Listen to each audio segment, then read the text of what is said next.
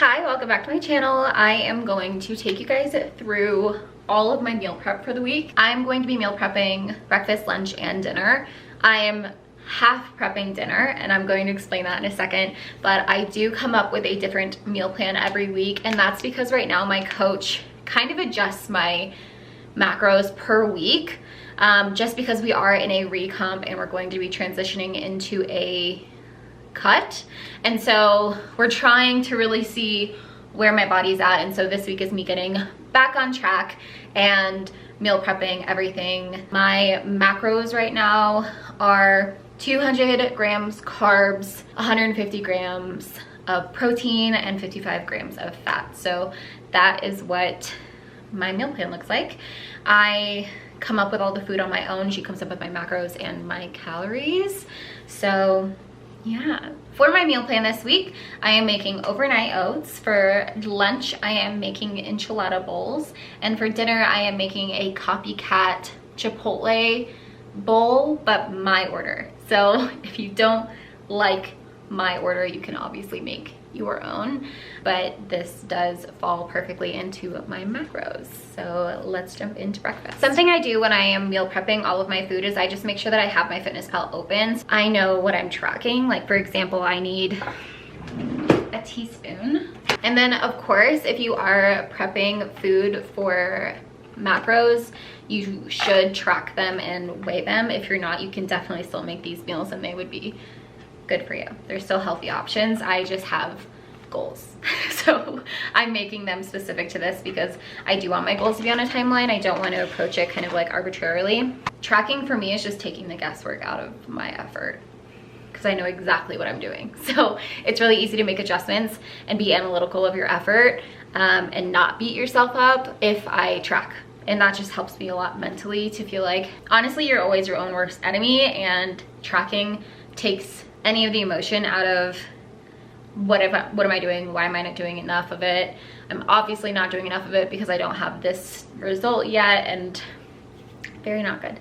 So tracking helps me stay really dialed in and know for a fact that I'm not under eating, I'm not overeating, I'm properly fueled, I'm always hitting my carbs, fat, protein, so I can get the most out of the effort that I put into the gym, because I leave my ass on the floor at the gym, and it would suck so bad if I put in all of that effort and left feeling like I was dying every day just to not see the fruits of my labor. Something I do for meal prepping that makes my life really easy is pick up like the same size containers for my breakfast, and then I also have an entire meal prep Simply Green, I think it's Simply Green, yeah, Simply Green meal thing containers, and I use these every week. I bought them at Target. I bought all of this at Target. This meal specifically takes me less than 5 minutes, so I'm gonna try to run through this really quickly with you guys. First up, I use old-fashioned oats, and I'll do half a cup of these in each one of my containers.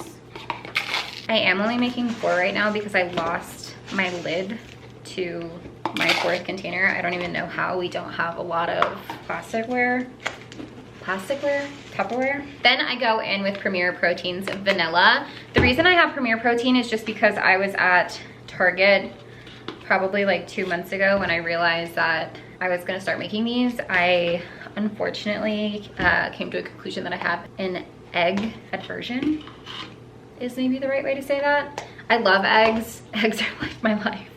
And I have a 60 egg container in my fridge right now, and it's half full, and I just like haven't had eggs in a month. It truly made me feel like I was losing my mind because I was having these like hot flashes, and I would sweat, dizzy, couldn't see straight, nauseous, like 20 to 30 minutes after eating eggs every single time. And I was like, what the heck is wrong with me? Am I dying? And I honestly thought it was my autoimmune disease and just like this weird symptom that I didn't understand what was triggering it. And then when I stopped eating eggs, it stopped. So that was unfortunate. I did talk to my older sister. She is who I consider to be my on-call doctor, and she let me know that like food aversions like that, typically if you just cut them out for a period of time, you can slowly reintroduce them. So that's what I'm hoping for. I am cutting them out for 6 months, so I won't have them for quite some time, and then hopefully I just feel better by by the end of this and I can eat it. Next for the overnight oats, I go in with chia seeds. Chia seeds are a really great source of fiber, and a little goes a long way, especially calorically. I think this is something I'd probably eat a lot more of if I was in a bulk, because it's a great way to get healthy source of fiber, and also it's very calorically dense because it is a healthy fat. For my overnight oats, I do 1 teaspoon of chia seeds. If you don't know what overnight oats are, it means that you have to keep them in the fridge overnight at least. And that is because you put milk in them, and so the oats and the chia seeds both expand. So it looks like a lot more than going in. Does that make sense? So if I'm being honest, this is basically where you could stop if you wanted. I do make mine taste like coffee. I do like a coffee banana. So I go in with instant espresso, and I think this is used for like tiramisu, but it's instant espresso powder, and I just go in with 1 teaspoon of espresso for each one. This just kind of makes it taste like more of like a coffee base. And then I also go in with cinnamon. I am like incapable of not making a mess. I do end up taking all of these and I mix them prior to adding the milk, just because I found that if you leave the ingredients layered, it tends to not meld well with the milk, and you'll find like clumps of protein powder at the bottom, or like all the chia seeds in the center, and it just doesn't aid to a good eating experience.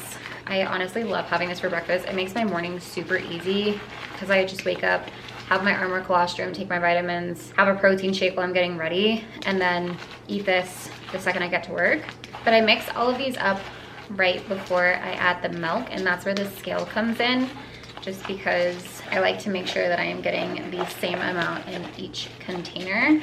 I do use Fairlife milk, which if you don't know is lactose free and tastes exactly like milk. And as a milk snob, I feel like I can say that, but I do get the fat-free option. I think it tastes a lot like 2% milk, even though they have a 2% option. I can't super tell the difference between the two of them, which is why I just opt for this one. If I'm gonna eat my fat, I want it to be in chia seeds or cheese.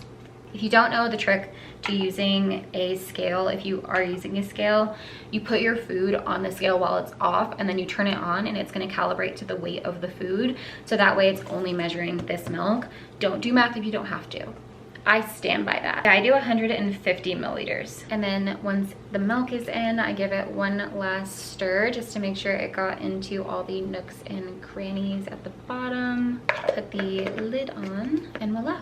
And I'm gonna do this 4 times, and then we'll move on to lunch. One last thing before I put all of these up, I wanted to explain that I do cut half a banana and put it on top of these in the morning before I leave. That is my overnight oats.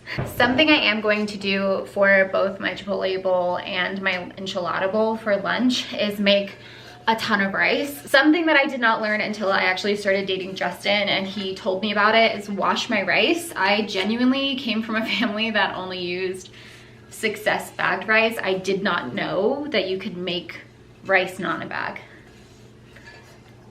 I wish I was kidding. I learned that at the ripe age of like 23, 24. I make this whole pot of rice, and then I will meal prep them into the containers for the enchilada bowls. And then I will put the rest of it in a larger container so that when I am making my dinners throughout the week, I'll scoop it out. Rice definitely is a pain in the ass. So if you can avoid making rice by just like making it in bulk for the week, I highly suggest doing this.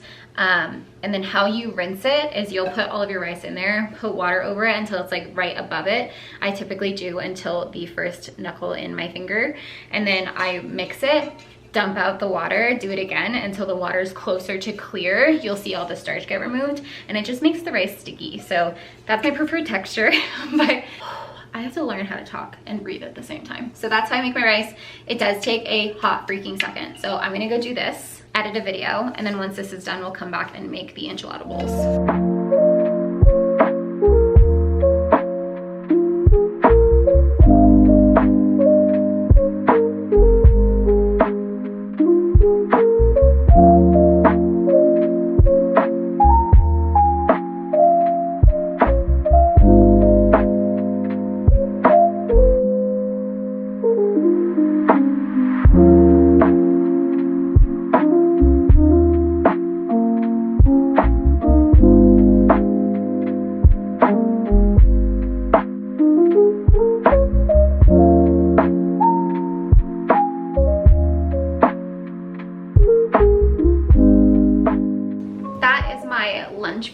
it is these enchilada bowls. Something that's really great about them too is previously I've had lunches where I put cheese on top and I have to do it morning of so that it doesn't really seep in, but for enchilada bowls I'm gonna heat the cheese up in the microwave with the meal. So it works really well for meal prep and just not having to take that extra step the morning of, especially when you're running late and you forget cheese, because that sucks. For dinner, as I mentioned before, I am doing my version of a Chipotle bowl at home. The only thing that would vary for you is your Chipotle bowl and what your choices are. So for me, on my Chipotle bowl, I get a rice base with lettuce, steak, pico, corn, and black beans. So that is what I'm going to be making. For the top, normally I'll have their queso, but obviously I'm not doing that for my at-home dinners. For the top of my bowl, I picked up Bitchin' Chipotle sauce. It's pretty macro-friendly and you get a lot of product for your caloric count, which is what I'm going for. But that is basically what my meals look like for the week. And the only thing that I don't meal prep is my morning protein shake and my afternoon dates. That's everything for this week. Thanks so much for watching this video. If you liked it, please like and subscribe. And if you like these meal prep style videos for the week, just let me know and I will keep them up. Bye.